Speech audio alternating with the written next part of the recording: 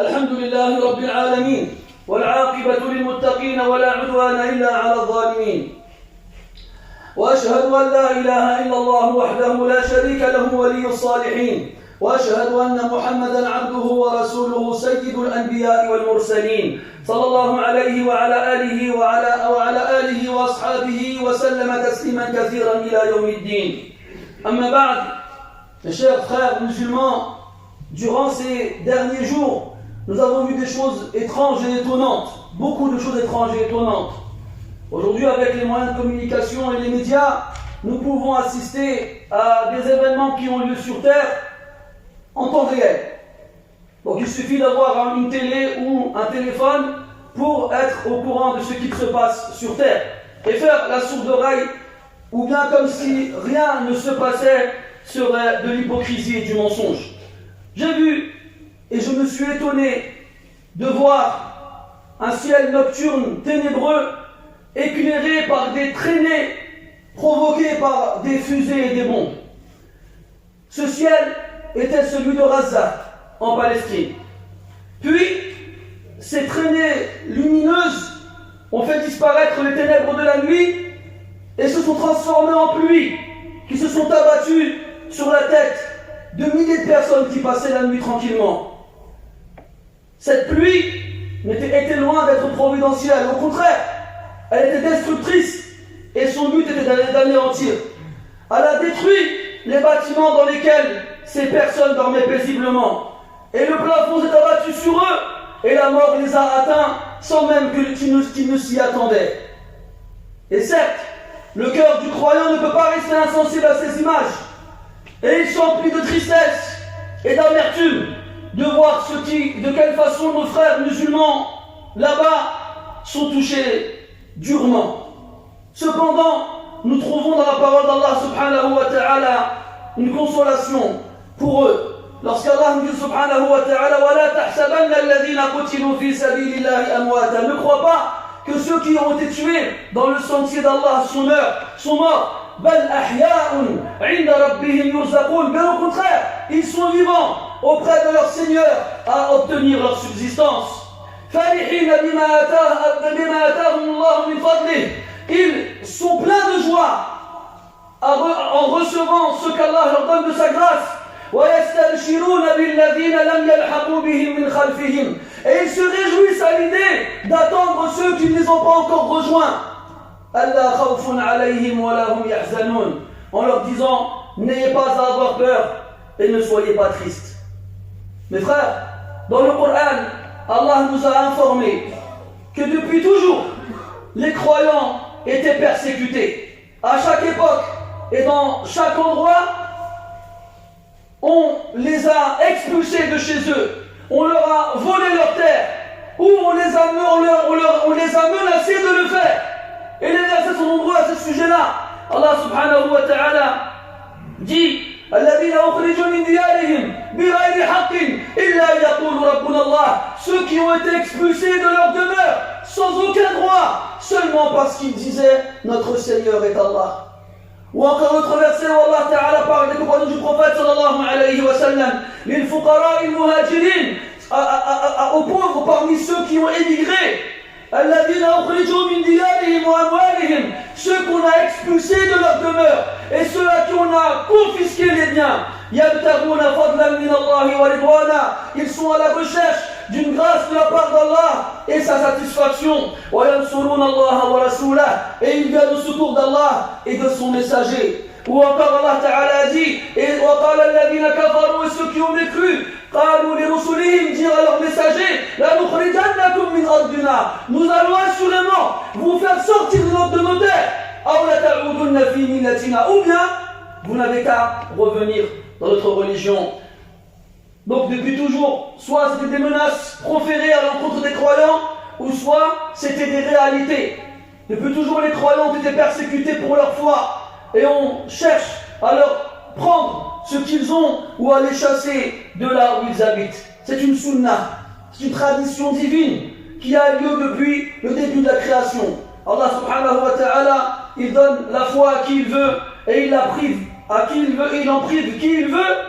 Puis il éprouve ceux à qui il donne la foi et il éprouve ceux à qui il a privé, de qui il a privé la foi. Et à la fin, il donne son secours à ceux qui ont su surmonter l'épreuve et il punit ceux qui s'en sont pris à ses serviteurs. C'est la sunna d'Allah subhanahu wa ta'ala dans ses créatures. Et les versets à ce sujet-là sont nombreux. La bonne fin, elle est pour les croyants.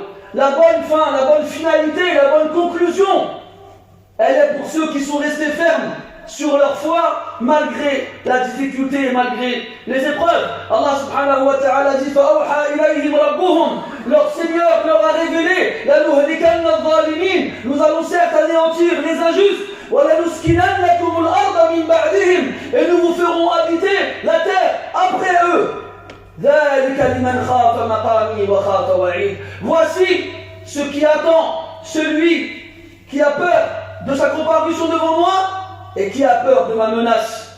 Il a aussi dit subhanahu wa ta'ala وَعَدَ اللَّهُ الَّذِينَ آمَنُوا مِنْكُمْ. Allah a promis à ceux qui ont cru parmi vous وَعَمِلُوا الصَّالِحَاتِ et qui ont fait des actions vertueuses. وَعَدَ اللَّهُ الَّذِينَ آمَنُوا مِنْكُمْ وَعَمِلُوا الصَّالِحَاتِ لَنَسْتَخْلِفَنَّهُمْ فِي الْأَرْضِ كَمَا اسْتَخْلَفَ الَّذِينَ مِنْ قَبْلِهِمْ. Nous ferons d'eux les maîtres de la terre, comme on l'a fait à ceux qui les ont précédés. Et nous donnerons à leur religion qui a été agréée par Allah la suprématie parmi les autres. Et nous remplacerons leur peur et leur frayeur par une sécurité et une paix. À condition qu'ils m'adorent et qu'ils ne m'associent rien. Donc malgré la difficulté, malgré les épreuves, malgré la mort, malgré les injustices, le croyant reste ferme. Le croyant, il continue à faire confiance à Allah subhanahu wa ta'ala. Le croyant croit encore plus en la promesse d'Allah subhanahu wa ta'ala. C'est pour cela qu'il ne faut pas désespérer la miséricorde d'Allah subhanahu wa ta'ala. Il ne faut pas douter de sa véracité et de sa promesse subhanahu wa ta'ala. Parce que quand Allah ta'ala il promet une chose, la yukhlifu Allahu wa'dah, il ne trahit pas cette promesse. Wallahu la yukhlifu al-mi'ad subhanahu wa ta'ala. Mais la plupart des gens ne savent pas. La plupart des gens ignorent ou oublient qu'Allah ta'ala asdaqu al-qa'ilin, c'est le plus véridique de ceux qui parlent. Et lorsqu'il promet une chose, il l'accomplit sans aucun doute. Mais il met des conditions. إذا تحقق الشرط أو إذا تحقق الشرط وقع المشروط. Lorsque la condition se réalise, alors la promesse liée à la condition se réalisera. Il n'est pas permis aux croyants qui prétendent avoir la foi, il n'est pas permis aux musulmans qui disent la ilaha illallah de remettre en cause la sagesse divine. Allah Ta'ala est le plus juste des justes, est le plus sage des sages, et il a la sagesse infinie et immense. Il sait, et nous nous ignorons. Et Allah Azza wa Jal, c'est lui qui fait les causes, et c'est lui qui choisit les causes, et c'est lui qui prépare les événements pour que se réalise sa décision et son ordre subhanahu wa ta'ala. L'ordre d'Allah Ta'ala est inéluctable. L'ordre d'Allah Azza wa Jal va se produire la mahala obligatoirement. Fala tasta'jiluh, ne le précipitez pas. Il arrivera en temps et en heure quand il aura décidé Azza wa Jal. Et il sait mieux que quiconque quand est-ce qu'il doit avoir lieu et dans quelles conditions. Même si on voit l'ennemi se répandre sur terre et il semer le désordre et la discorde, même si on le voit tout détruire sur son passage, n'oubliez jamais que la fleur pousse au milieu des épines. N'oubliez jamais que l'or n'est pur qu'après être rentré dans le four du forgeron. N'oubliez jamais que la joie de l'enfantement ne vient qu'après les douleurs de l'accouchement. Allah dit subhanahu wa ta'ala: Am hasibtum an tadkhulu al-jannah wa lamma ya'tikum mathalu alladhina khalaw min qablikum. Est-ce que vous pensez que vous allez rentrer au paradis sans que ne vous touche ce qui a touché ceux qui vous ont précédés? Et n'oublions pas l'histoire, mes frères. L'histoire est là, un témoin véridique est quelqu'un qui fait une exhortation de confiance.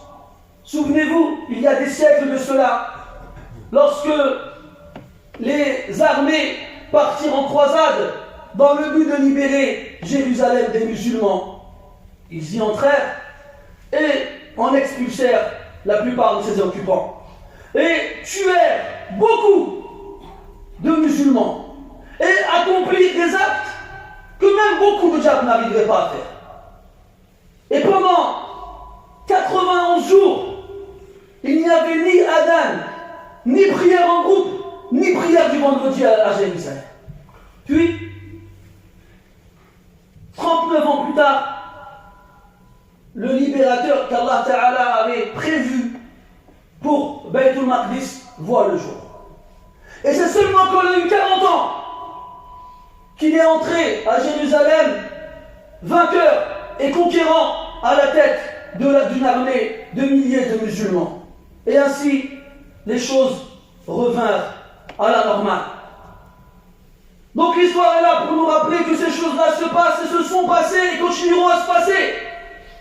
Et que les événements qui arrivent ne sont que des causes pour en préparer d'autres.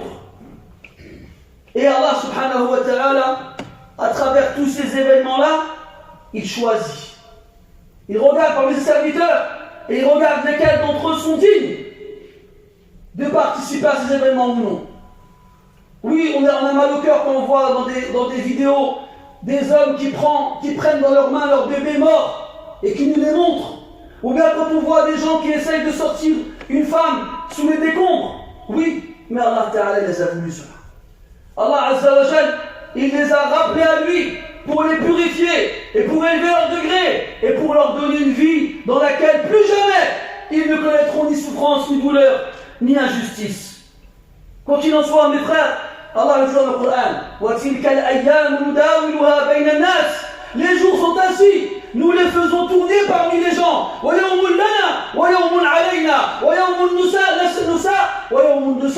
Un jour il est pour nous, un jour il est contre nous, un jour on est heureux, un jour on est malheureux. C'est quoi le but? Que ça tourne comme ça parmi les gens? Pour qu'Allah Ta'ala voit parmi vous qui croient et qu'il prenne parmi vous des témoins, des martyrs. Wallahu la yuhibbul zalimin. Et Allah il n'aime pas les injustes. Et pour qu'Allah purifie les croyants et pour qu'il avilisse les mécréants. La sagesse divine, subhanahu wa ta'ala. Et n'oublie jamais ce verset dans lequel Allah subhanahu wa ta'ala s'adresse au prophète sallallahu alayhi wa sallam en disant وَلَا تَحْسَبَنَّ اللَّهَ غَافِلًا عَمَّا يَعْمَلُ الظَّالِمُونَ. Ne crois pas qu'Allah est insouciant vis-à-vis de ce que font les injustes. Non. Hikmatun baligha, une sagesse énorme, une sagesse infinie. Chers musulmans, sachez qu'il repose sur les épaules de chacun d'entre nous une responsabilité vis-à-vis de nos frères opprimés. Que chacun fasse comme il le peut, que ce soit avec ses biens, que ce soit avec sa langue ou avec son cœur. Et au minimum, qu'il délaisse l'achat des besoins, des produits qui ne sont pas nécessaires et qui vont contribuer à rajouter de l'oppression envers nos frères. Ne croyez pas que ça ne vaut rien, c'est faux. On est là tous en train de pleurer sur nos frères en Palestine et à la fin le soir on mange des hamburgers, on boit du coca. Est-ce que vous vous rendez compte de l'incohérence de la situation? Je vous ai dit que je n'ai pas cessé d'être étonné à travers ces derniers jours. Je regarde l'effervescence qu'il y a sur les réseaux sociaux et il suffit qu'un événement insignifiant pour quelqu'un qui a un minimum de raison arrive pour que ceux qui criaient hier passent à autre chose en un clin d'œil. Ça y est, on rappelle un certain joueur en équipe de France, on oublie les Palestiniens. C'est fini. Regarde un peu sur Internet et sur les réseaux sociaux. Regarde ceux qui criaient à la Palestine, les Palestiniens. Eh bien aujourd'hui ils disent quoi? Ouais, on a gagné, ça y est. Ce joueur-là, c'est lui qui a libéré la Palestine. C'est lui qui a sauvé les gens qui sont là-bas. Bien sûr, lui, il n'y est pour rien. Il est victime de sa réputation, sa notoriété. Mais je vous parle, moi, de la façon sent la réaction des gens. Et ça montre beaucoup ça. Ça montre des choses énormes. Il y a des gens qui nous demandent, mais comment ça se fait qu'Allah il ne les sauve pas? Mais tu nous as vus? Est-ce que tu nous as vus? Est-ce que tu nous as bien regardés? Est-ce que tu trouves qu'on a appliqué les conditions qu'Allah il a données pour leur venir en secours? Wallahi mes frères, qu'on prépare d'ores et déjà des excuses pour le jour de la résurrection devant Allah subhanahu wa ta'ala. Parce qu'on est là en train de chanter au secours et à la victoire, mais dès que notre intérêt revient, tout disparaît. Qu'est-ce que tu gagnes, toi, qu'un joueur il rentre dans l'équipe de France? Tu vas recevoir un pourcentage de son salaire? Tu vas gagner une prime? De quel droit est-ce que tu peux être heureux pour un jeu si futile? De quel droit? Et après, les gens s'étonnent et se demandent comment ça se fait. Et ils osent remettre en doute la sagesse d'Allah Azza wa Jal sans oser se regarder eux-mêmes.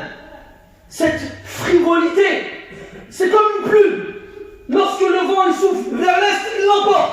Et s'il change de direction, elle part avec lui. Des vraies girouettes. Mais ce qui fait mal au cœur, c'est l'insignifiance de l'événement qui fait oublier aux gens l'importance d'autres. Un joueur qui revient en équipe de France. Il n'y a rien d'autre il n'y a rien de plus grave, non, qui se passe sur terre. Wa inna lillahi wa inna ilayhi raji'un. Mais ce n'est pas grave. Si nous sommes négligents, si nous sommes insouciants, eux, leur récompense, elle ne sera pas gâchée. Allah subhanahu wa ta'ala leur a promis. Il a dit dans le Coran, il a dit فَالَّذِينَ هَاجَرُوا, ceux qui ont quitté leur terre d'eux-mêmes, parce qu'ils ne pouvaient plus y adorer Allah Azza wa Jal. وَأُخْرِجُوا مِنْ دِيَارِهِمْ, et qui ont été expulsés de leur demeure. وَأُوذُوا فِي سَبِيلِي, et à qui on a fait du mal, parce qu'ils sont musulmans. وَقُوتِلُوا وَقَاتَلُوا وَقُتِلُوا, et qui combattent, et qui se font tuer. Allah subhanahu wa ta'ala, il va les faire rentrer au paradis. Je les ferai assurément et certainement rentrer dans des jardins sous lesquels coulent des ruisseaux. Une récompense de la part d'Allah. Et Allah Ta'ala a auprès de lui la meilleure des récompenses. نسأل الله سبحانه وتعالى بأسمائه الحسنى وصفاته العلى ألا يحرمنا خير ما عنده بسوء ما عندنا. اللهم لا تؤاخذنا بما فعل السفهاء منا. اللهم كن لإخواننا في فلسطين، وكن لإخواننا في سوريا، وكن لإخواننا في العراق، وكن لإخواننا في بورما، وكن لإخواننا في كل مكان يا رب العالمين. اللهم احمي حفاتهم، اللهم اكس عراتهم، اللهم اطعم جياعهم، اللهم اسقي منهم من هو ضمان. اللهم انصرهم وانصر لهم ولا تنصر عليهم. اللهم يا حي يا قيوم كن لهم في كل مكان. اللهم كن لهم معينا وظهيرا ومؤيدا وقاهرا على اعدائهم يا رب العالمين. اللهم آتنا في الدنيا حسنة وفي الآخرة حسنة وقنا عذاب النار. اللهم اغفر للمسلمين والمسلمات والمؤمنين والمؤمنات الأحياء منهم والأموات إنك سميع قريب مجيب الدعوات. اللهم صل وسلم وبارك على عبدك ورسولك محمد وعلى آله وأصحابه أجمعين والحمد لله رب العالمين. وقوموا إلى صلاتكم يرحمكم الله.